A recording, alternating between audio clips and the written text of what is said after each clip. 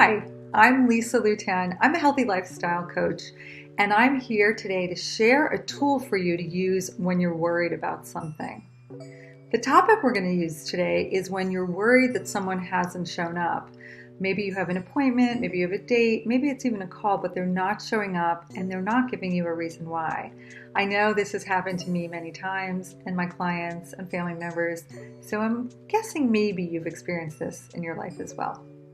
We're going to use a tool called tapping, EFT. What I love about tapping is that it takes your body from a fight or flight, stressed out place and brings it down to a calm place. But while it's doing that, you're saying negative things that normally would keep you in that stressed out state. So your body is getting calm and recognizing that it can deal with stressful thoughts in a calm state. We always start by rating the stress. And if I'm thinking right now, I'm so stressed, I haven't heard from this person, maybe it's an 8 or a 9 or wherever it is in your life or in your mood. So I'm going to start defining the problem though. Even though I haven't heard from this person, I'm going to explore what's really going on in my head.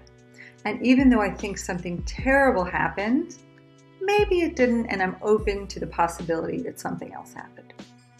And now I'm going to play the worst case scenario game, and I'm going to think of all the horrible things that might have happened to this person, things that I wouldn't even dare say out loud, right? We think them, but we push them away. Well, right now we're going to bring them front and center, and we're going to just take a look at them. So I'm going to use an example of my friend was supposed to meet me for lunch. And I'm sitting there waiting and she's not there. So I'm thinking, maybe she's in a ditch somewhere and can't contact me. Maybe her phone died and she has no way of reaching me. Maybe she got the wrong date.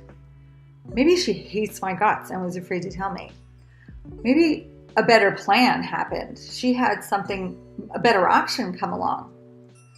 Maybe she's in a traffic jam and she can't get out and her car was left behind. Maybe she's just so sick of me and doesn't want to tell me, and maybe this happened and maybe that happened, and let your mind go crazy with everything that happened. And I have a feeling, if you're like me, if you notice, I kind of started cracking myself up because I don't think any of these things really happened. But for me, my mind goes to those places.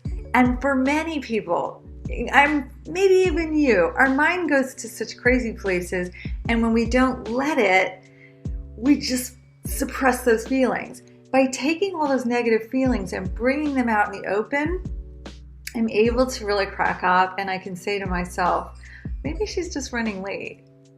Right? And I'm literally smiling right now because I feel all this stress melted, and it started as an 8. Now I'm feeling like a 2. I'm thinking she's just running late. It's really nothing about me at all. So this is a great tool. Again, the tapping worst case scenario game. It's very easy to use with any problem you have. Just let your mind go to the worst case scenario. And when you start noticing something change, maybe a giggle, a yawn, that's called a cognitive shift, and that means the stress has started breaking down and you're in a better place. But you can keep going until you get to that point. You'll usually know when you're there. Anyway, it's been really nice tapping with you today. I'm Lisa Lewtan. I look forward to sharing many more tools with you, and have a great day.